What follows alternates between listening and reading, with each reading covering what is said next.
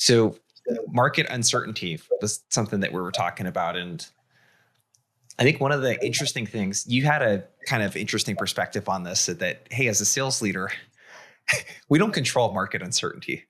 Okay. Like, let's talk about the stuff that we can control.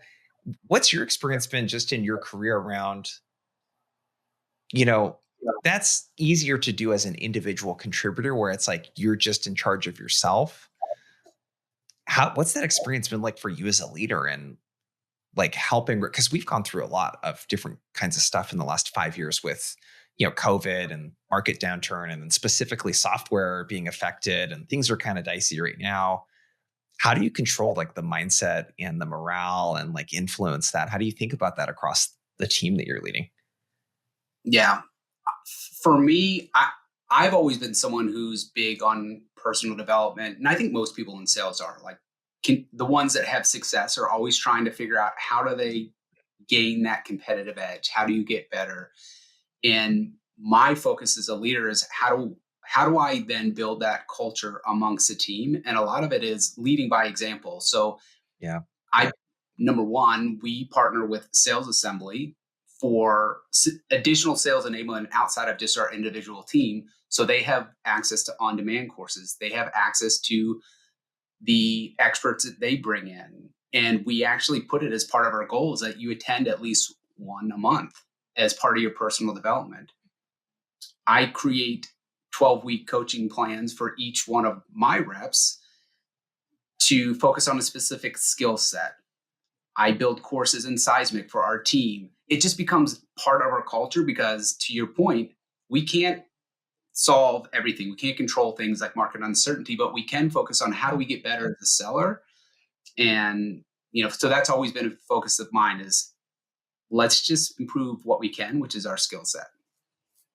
So is that something that, like, do you hire for that? Is there ways that you test that through the hiring process? Does that come up in meetings with reps sometimes where you and your leaders have to like address this with people? Like, what does that look like in action, I guess? Yeah. When hiring, I do always ask like, hey, what's something that you've recently learned, or whether it's with work or outside? I'm just curious, what are some things that you're either interested in or recently learned? That can give you an idea of how curious the person is. And I think you would agree. Most salespeople are highly curious. They want to figure out how things work. They want to understand the why behind the why. And you can gain a lot just by asking that question.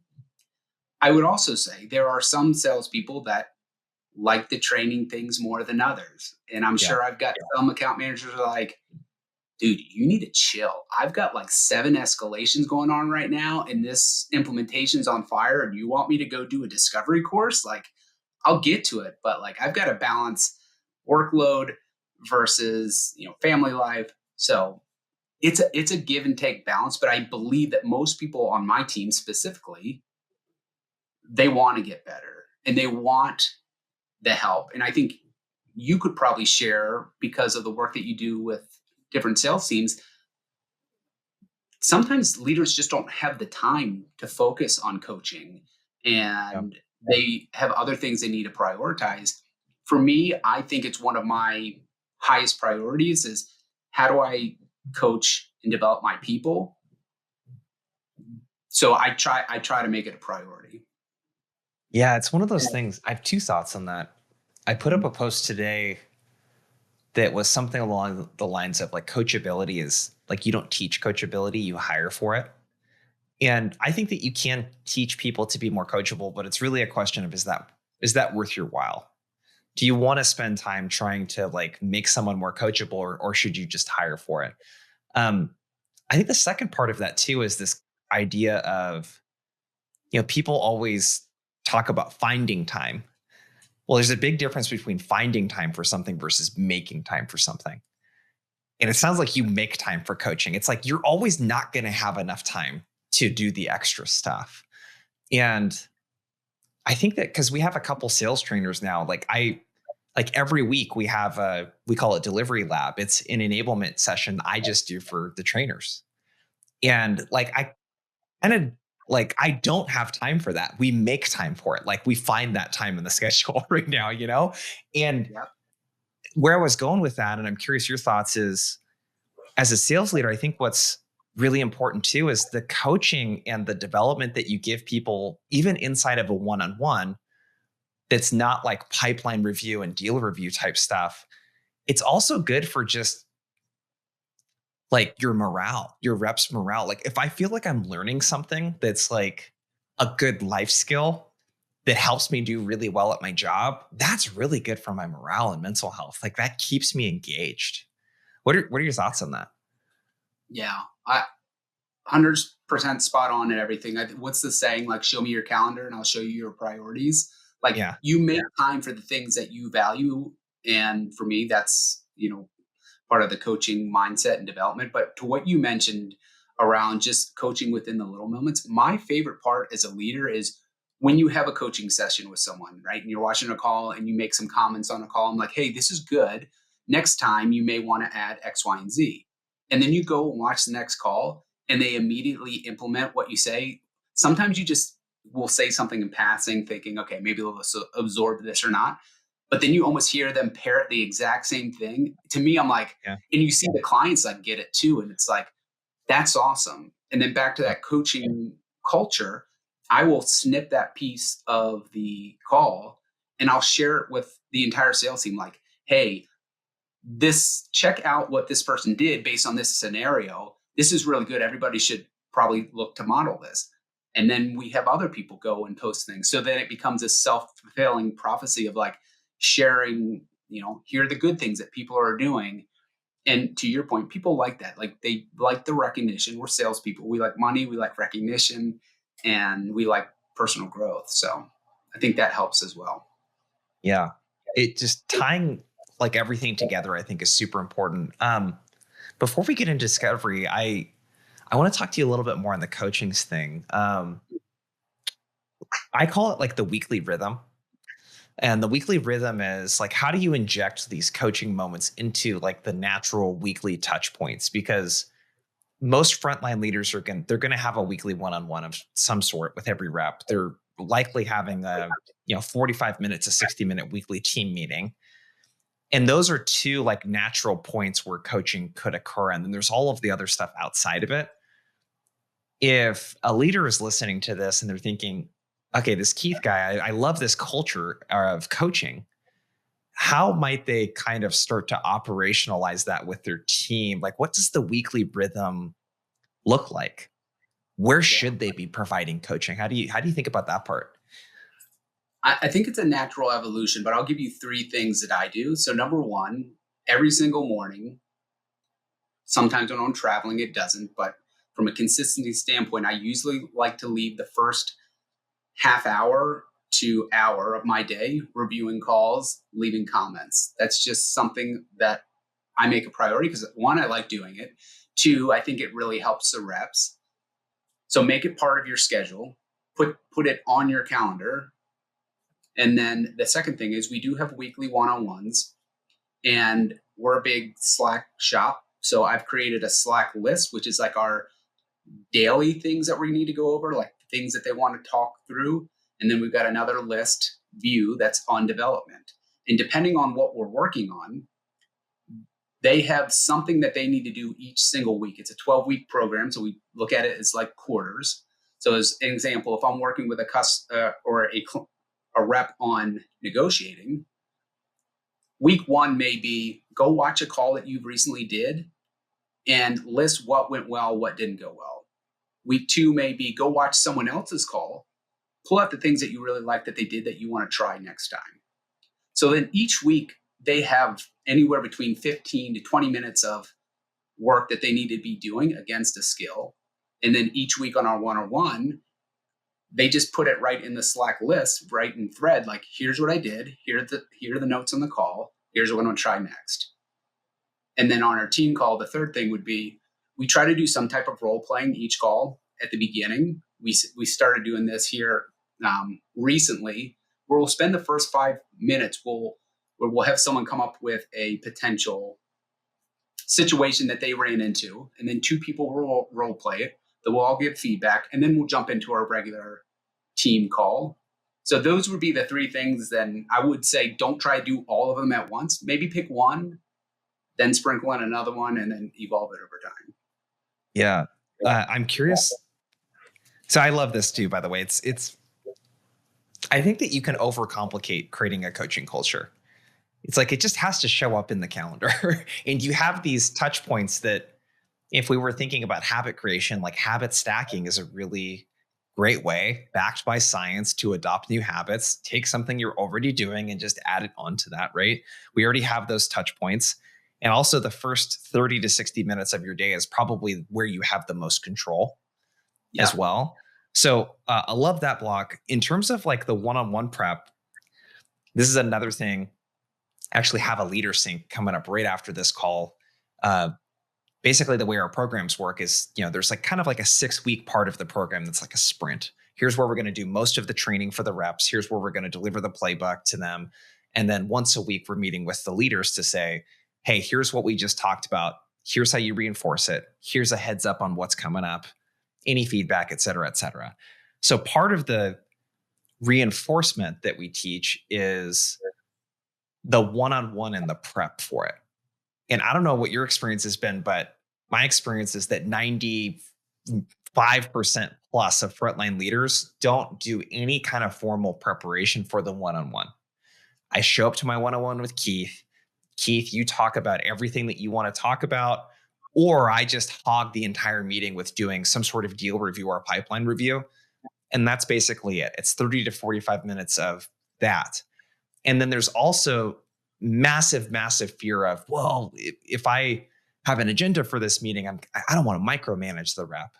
There's like all of that kind of stuff. Can you talk a little bit more about the one-to-one prep? Like, how do you, I guess you probably hire people from the get-go and you do that. So there isn't really any selling maybe needed for it, but how do you sell like this to a leader or in like to help them sell their rep? And then what kind of stuff are they prepping for the Yeah. one-on-one? Yeah. So I will first start by saying I used to be part of that 95%, which I think most sales leader goes through that phase of like, okay, we're Yeah. just going to show up. Or to your point, they're like, I don't want to micromanage, because I, like many sellers, went from being an individual contributor to then managing some of my peers. And, you get that thought in your head of like, well, I've been in their position. I know what they're feeling. I don't want to micromanage them. But as you grow in your career, like the flip of switch for me was like, I should be treating these one-on-ones like I would treat any client meeting, which means I'm always preparing before Mm. the meeting. I've got a list of things that I want to talk about, and I also leave space for them. So what I do every Sunday is like, I don't know if you have like a weekly review that you do. Sunday's my Yeah. day. Early in the morning, grab my coffee, and that's when I do my weekly review. It's like all the projects I'm working on. What's my upcoming calendar? What are the things I need to prepare for? And one of my reoccurring tasks is update my weekly agendas for the team. And I will put things that, have either happened last week or things that we need to cover. And then I've got a Slack automation that goes out to them every single Monday that's like, hey, add the things that you would like to cover on our call. And we've got like priorities. So when we get on the call, we can focus on, okay, what are the deals or escalations that you want to work on? We always leave time for a quick review of the development. Where are they at and what are they doing? But the simplest way to think about it is like, you should be preparing for your one-on-ones in the same way you prepare for a client meeting. I mean, if you think about it, your people are what make you as a leader successful and the company successful. So if you're not putting the time to actually prep to figure out how am I going to make this person 1% better each week, I think you're missing a huge opportunity as a leader. Yeah. And the kicker there is that takes some work to do. It's like I don't even have that many one-on-ones. Like I have 4 one-on-ones I do every Monday. And they're 45 to 60 minutes long each. So they're pretty mentally taxing. It would be very easy for me to not show up prepared for those because it might take 30 to 60 minutes to prep for one of those meetings, depending on who it is. So it's like, it takes work, I think is a big thing. But a lot of it also is, like one of the folks that I do, I'll give you an example. Claire is one of our sales trainers. It's like, he is like in charge of that meeting. We've come up with the agenda together, and she is like, so there's already accountability from her. And then I love your reframe of like, I treat it like a client meeting. I'm like, I never want a meeting with me to be a waste of time, no matter who it is. That feels so bad to like set that tone that meeting with me could potentially not be worth the time that you put into it, whether you're a team member, customer, prospective customer, or whatever. Um, so I really like that, where it's like by doing the prep, they are taking more ownership over their development. Um, One other question on that, because there's just so much back and forth on this, is there like what stuff are they bringing into that meeting? Are they doing like a report of like, hey, here's where I'm at to quota for the quarter, and like showing that? Like what kind of stuff are they prepping, I guess, if you don't mind sharing, for the Yeah. actual one-on-one? Like what's the agenda? Typically, so a lot of my team are key account managers. So they're managing $1 million accounts. And it is a mix of, okay, these are escalations, or here are some deals. So we use SalesLoft as our sales engagement platform, and we use a forecasting tool out of that. Before I go into every meeting, I already have looked at their forecasts. I have looked at their deals. No one likes to be sitting on a call going over deal by deal by deal. So they come prepared with, they've got their next steps filled out. They've got, you know, all the dates and stages. Are they 100% perfect? No, but we go back to what you talked about, is creating a culture of like consistency. Like they get an automation every single week that's like, hey, please make sure you update your forecast before we get on the call, so we can manage deals by exception versus line by line by line. No one has time for that. To your point about the taxing time that it takes, I have all of my one-on-ones are 25 minutes. Like I don't do longer than that. Sometimes we'll bleed over, or we'll say, hey, let's figure out another time to catch up because we ran out of time. Because what I found is that you can only keep a salesperson in my attention for so long. Yeah. And 45 minutes to 60 minutes, after 30 minutes, are like, when's this call going to end? No matter how Yeah. good it is. So it's like, let's be very, very focused Yeah. and precise on what's the high priority items. If we have to schedule another time, we will, and I'll make time for you. But like, let's be focused and be locked in on the things in these 25 minutes. And I think the team appreciates it. I would like to think they'd like to spend time with me, but I'm sure they've got a lot better things to do than be on a call with me. So we got the coaching. So the one-to-one, key part of that, having the prep, saving time for development, keeping it short, concise. It's 25 minutes. You don't got time to mess around. It's like, hey, what's going on? How was your weekend? Awesome, cool. Like, let's dig in, kind of thing. You've done all of the prep beforehand, so you already know what their pipeline looks like and all that kind of stuff. And they've already filled out next steps and whatever stuff, so you can get to the meat. One last thing on the team call, any guidance on how you structure team calls or anything like that to kind of close the loop? Yeah. So very similar to with our one-on-ones on Wednesday, it just uh, went out a little earlier today, was a Slack automation that goes out and says, okay, please update any things that you want to talk about on our team call, because I want it to be collaborative. And I will tell you, if I don't have many things to cover on a team call and the team's not adding another thing, I'm not the type of person that's going to hold a call just to hold a call because it's on the calendar. I think that's a waste of everybody's time. So I will cancel calls if we don't have things to cover. But we typically, as I mentioned, will do some type of role playing at the beginning or some type of icebreaker just to like, take the weight off of a long week. Then we'll cover the topics that were shared in the agenda. Sometimes it's all things that I put in. Sometimes it's things that they want to talk about as a team. And then again, we scheduled that one's a 40-minute meeting because we have a larger group. So there's a little bit more time. But I'm a big fan of like, not 60 minutes, it's 40 minutes. It's not 30 minutes, it's 25 minutes, because we're so used to all these back-to-back meetings. And a lot of times you can be a lot more efficient just by cutting your meeting down by 5 or 10 minutes and allowing you to focus, versus I see so many people get on calls and try to last a whole 60 minutes when you know you don't need it. And maybe it's just because I'm the type of person where it's like, Like I'll have small talk, but like I want to get to business. Like, what's the disc profile? I'm the type like be brief, what is it? Be brief, be bright, be gone type of Yeah. personality.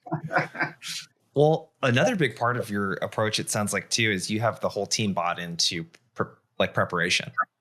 Because you need 45 to 60 minutes for a one-on-one with a rep if you're learning things for the first time on that call and you're not reviewing all of that stuff. So the pre-work, it definitely sounds like is a big part.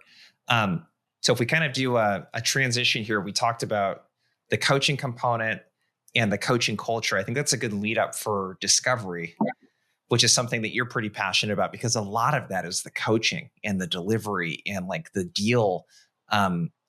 It's like the art of the deal, right? And a lot of that starts with like the preparation for discovery, the types of questions that we ask, how we start, how we segue. And I feel like I think of all of the sales stuff, including outbound, I think is the hardest thing to coach, because you can't really, it's very unpredictable. Mm. And when you start to add group dynamics and larger B2B, it's just, there's so much that could happen and you can't really script out stuff. You can give people milestones and things they want to accomplish, but it's just a more advanced skill, I would say, of all of the skills. But so let's kind of step back with discovery. How do you think about discovery as a whole and like kind of the important components of discovery? And then we can dig into how you typically teach and coach around it. Yeah. I think very similarly of what we just talked about, discovery, a lot of it is about preparation. So I was saying internally, the separations in the preparation. And could you imagine me going around parroting that? Hey, the separations in the preparation, and then me showing up for one-on-one calls, like totally like, all right, what do you got? What do you got going on? Like, so it goes Yeah. back to if you're gonna live by a saying like that, you should make sure that you're prepared for your one-on-ones, your team meetings, your calls with clients when you join with a rep. And I think that's no different than discovery. Like if you're going into discovery, you should do the pre-research on, okay, who am I meeting with? What do they care about based on their persona? Who else could potentially be joining this meeting that I'm not aware of? Do I have a point of view that I can come with based on them looking like another client that I've worked with? And there's so many tools out there now. I think that's one of the area where I think AI has really accelerated for Yep. rep is that pre-research, where they would spend a lot of time going to their websites, going to podcasts. Now they can go into, a myriad of tools and be able to get a pretty good rundown within, a couple minutes and feel pretty good as a baseline starting point. I can't remember the last time I actually did a Google search on a company I had an intro call for. I always use LinkedIn because LinkedIn, of course, has got a lot of good little goodies in there. But yeah, I have a team help me with the prep, but they just use a ChatGPT prompt.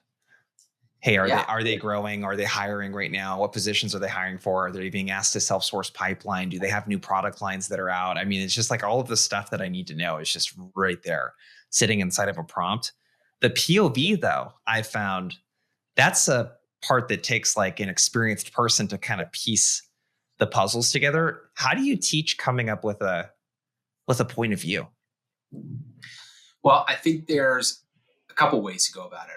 One, if you're going, since a lot of my team works with existing customers, and most of everything that opportunities that they're in are typically sales initiated, either through conversations that they're having, and they can relate it to, I'm assuming that there's interest because of X, Y, and Z. They work with a lot of the same vertical customers. So many of our customers are challenged with X, which causes this consequence. I'm curious if that's similar to what you're seeing, because this is what we're seeing across our base. And sometimes if you're wrong, they'll be like, no, they'll correct you, which is also a good thing. Well, it's Cunningham's law. People love to correct you. So even if you come in with a point of view that's not necessarily 100% accurate, at least it shows you've done some type of research and shown up for the call versus the traditional, tell me about your role, or what challenges are you having right now that we can help with, which aren't horrible questions, but like there's definitely a better approach to it in my opinion. Yeah, it just doesn't show. I always feel like in sales, the analogy I always give is you're starting from behind the starting line. So it's one of the few professions, maybe besides like law and politics, where there's inherent distrust of you. It's Yes. like when people hop on a call, especially with an account manager, even I'm just assuming for us, that's how HubSpot's our biggest expense. I'm just assuming you want to upsell me some shit. Like you're not even taking any kind of like uh, guess at what I might be focused on, or even thinking about what solution might help with my business goals because you don't even ask about them. Yeah. Like you don't even ask about them. So there's this like inherent distrust. And when you ask, like we have this saying that we always say to clients is like in sales, there is such thing as a stupid question. Like when you ask these really open-ended questions, it doesn't help you build trust and credibility with the person. So I Yeah. love what you said there. How do you coach a rep on how to come up with the challenge and the consequence, though? Is this like a standardized thing where you're like, hey, team, like here are the 3 to 5 kind of general situations that someone might be in? Like, how do you help them come up with like what the specific challenge and consequence is? That's the part I find that people really have a tough time piecing together. And it's like when you get it, you get it. But the reps that do it really well, I find cannot really tell you how they came up with it. It's difficult, especially like, so Bullhorn's a multi-product company. We've got like 18 different products. So there's different ways that our products solve different problems that a customer has. The Where I've seen most effective is stories, right? And most of our customers, or most of the AMs that manage customers, we do a lot of, I know we talked about it earlier, like I'm a big fan of spin selling, Mm. meaning that the question framework to be able to start with situation, problem, implication or consequence of those problems, and then need payoff, like hearing in the customer's way the value of solving that problem. And then we put together what we call a spin problem statement, which is basically like, here's a current situation, here's a quantified problem, here's the consequence of not solving it. And because of compelling event, here's what you need to do by X timeline. And the compelling event is typically a compelling event that is compelling to them, not to the salesperson, right? It's like Yeah. a upcoming renewal or regulation changes or market um, competition. So we will take some of that of like, hey, when we worked with XYZ company, this is what they were facing, and this was the problem. Here's how we quantified it for them. I'm curious if you're in a similar spot, or is it something altogether different? So we tried to create a framework around how we articulate a problem statement. I would say, as you would probably agree, some are better at it than others. Some struggle with it. And the more you practice that, the better you can get at it. But it is a more advanced skill, I would say, than just your typical sales skills. Yeah. In the customer stories too is, I mean, I've never met a sales leader that didn't want their reps to be sharing more customer stories. Yeah, it's just one of those things. But I find the problem with a lot of sales orgs is those customer stories are not readily available. So people that didn't close a deal with a company that was in that similar situation, like they don't have that story firsthand. Is there a repository or a way that you guys collect customer stories or disseminate some of that information so that reps Yeah, aren't just having to comb through, page long case studies to synthesize, what happened, with that customer, that sort of thing? yeah. There's two different methods there for net new business that then comes over to the account management side. We do create a repository of win stories that product marketing will help with, where it's just Cool. basically a document, right? Or like a in Seismic that we use of this type of customer, this type of vertical. Here's a challenge that they had. Here was a solution. Here are the products that we sold. So they can go in there and easily reference and go learn. For a net new seller, that's really helpful that does not have any context on ever selling a deal before. Whereas on the Yep. account management side, not only do they have access to that, but they typically stay with a customer. There's a good tenure on my team. Most of my team is 4 years and above. So they have a lot of experience working with a lot of the same customers and building that understanding of what are the challenges that we solve for them with the existing product, but also any expansion Mhm. opportunities. And I think you would agree that it takes a lot of time to build trust with a customer, to really understand the nuances of their business. Yep. In most companies, if you take a look at like a Salesforce or something like that, they churn AMs. So just as soon as like the person starts to understand your business, they're gone to the next one, or whether it's attrition, promotion. So I think we benefit from having a tenure in the role to really learn that, but we also have that repository of customer stories as well.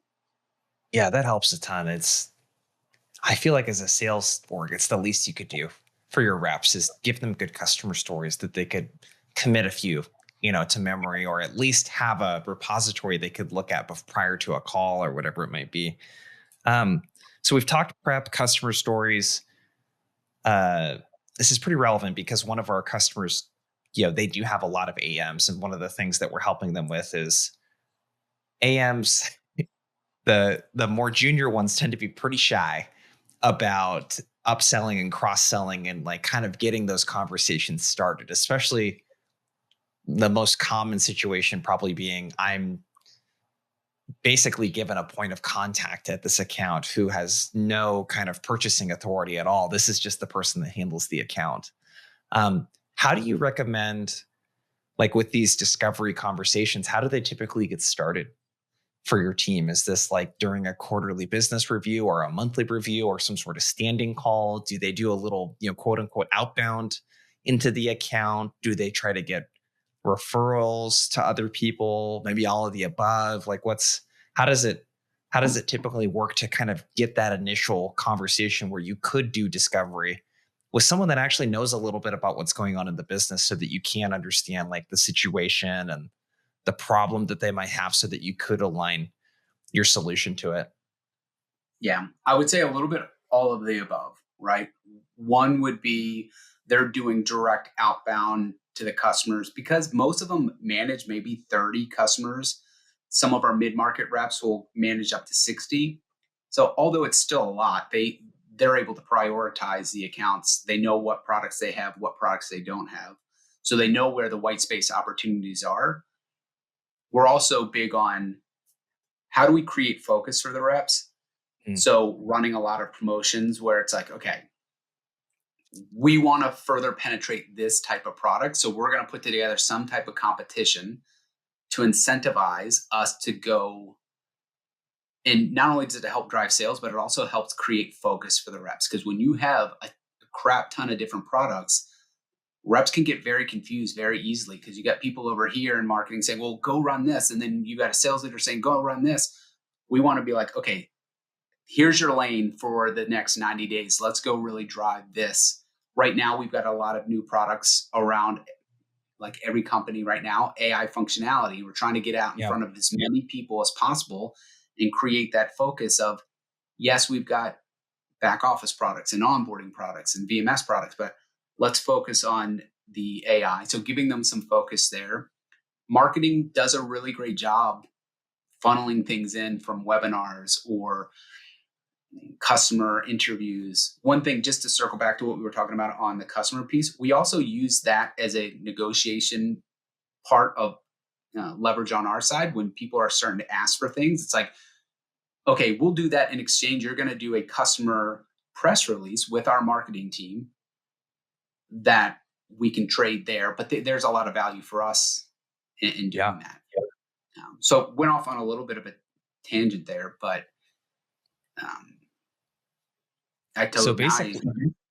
basically, but basically, what it sounds like to keep the AMs focused and to get the discovery conversation started, it's very campaign driven. It sounds like where there's a specific product that you want the team to promote. So there's very clear talking points that someone might use to get some of those conversations started. Um, So if we kind of zoom ahead to, let's say that we're in a discovery conversation, an intro call of sorts, um, how do you recommend a rep kind of navigates that conversation, structures it, all of that kind of stuff? I would say 90% of those calls are usually start with like the main point of contact. That right. Most companies, whether you're a prospect or an existing company, is not going to bring, 5 to 7 people on an intro call, especially if Yeah. we don't know, like if we don't know if it's qualified, they don't know if it's qualified. So they typically start with the main point of contact, starts with light qualification of, coming with a point of view, getting told you're right or wrong, and then asking more questions around a lot of more around situation, get some problem questions. How big of a priority is it for them to fix? Who else does it impact besides them? And then from there, and those are usually like maybe 20, 30 minutes just to get a lay of the land to figure out, okay, is this something we should invest more time in?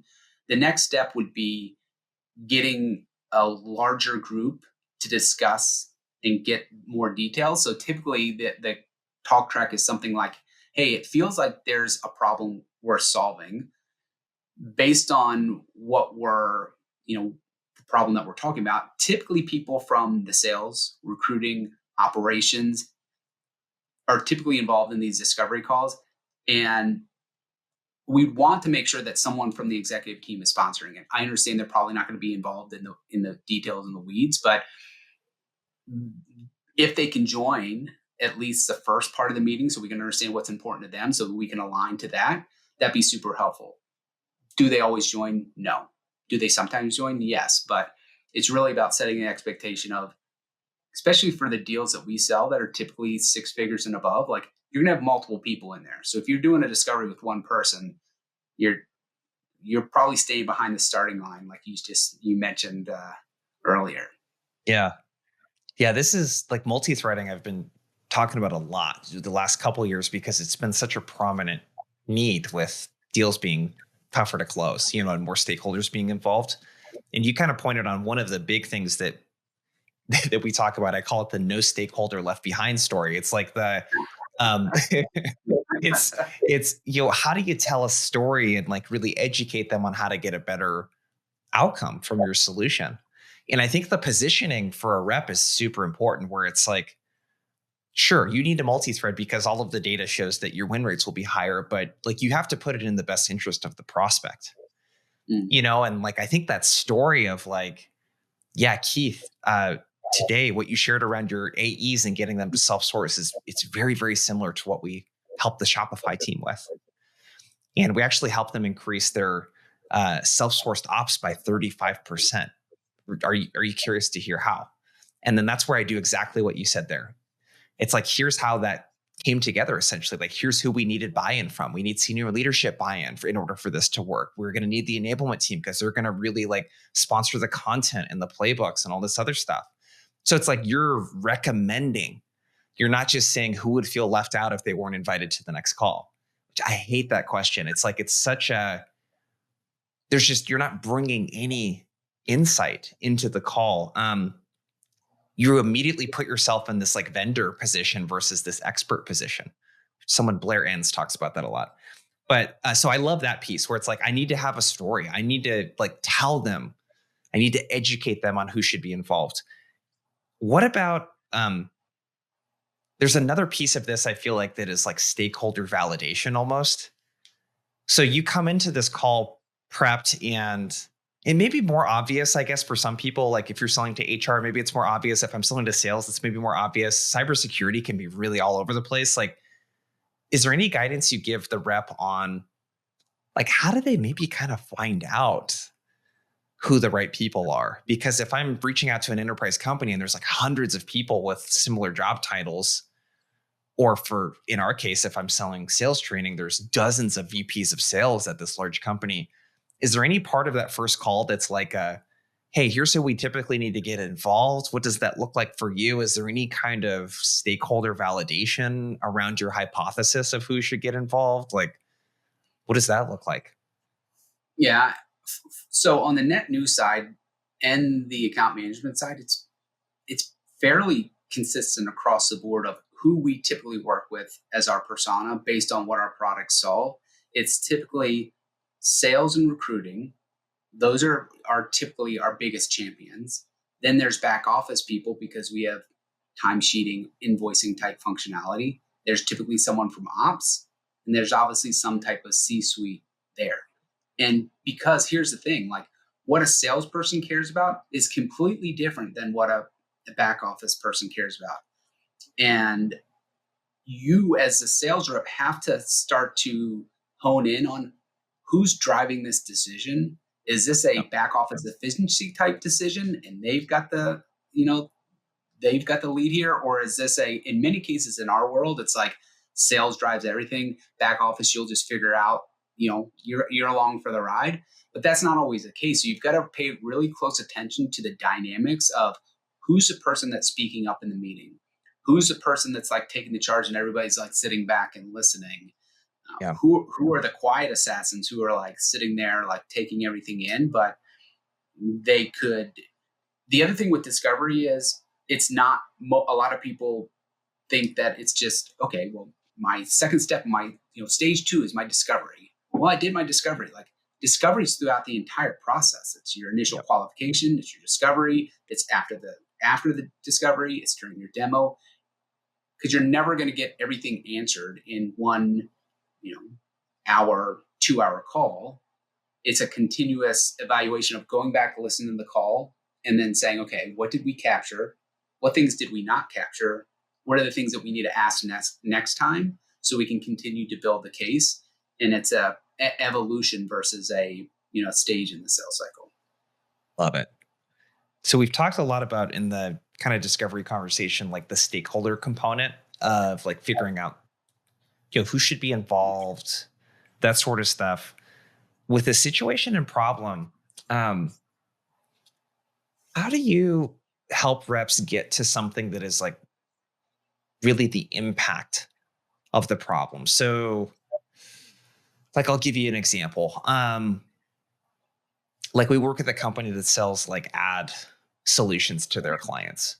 So, like, one of the things that can be really frustrating for their clients is we use all of these different platforms to post ads. We go straight to Google AdWords, we go straight to Facebook, we go straight to whatever other platforms, versus using a solution that allows us to take advantage of like all of the different ad mediums out there and then do it in one place. And if you just focused on it's really inconvenient and it takes a lot of time to set up all of these things and run them, it's like, that's not the thing. That's not a 6-figure deal. It's not a Yeah. 7-figure deal if we focus on that. The 7-figure deal is we're missing out on millions or tens or hundreds of millions of like customers because we're not putting our ads in places where there's less competition. Like we're picking the most saturated areas on Google and Facebook to put all of our advertisements.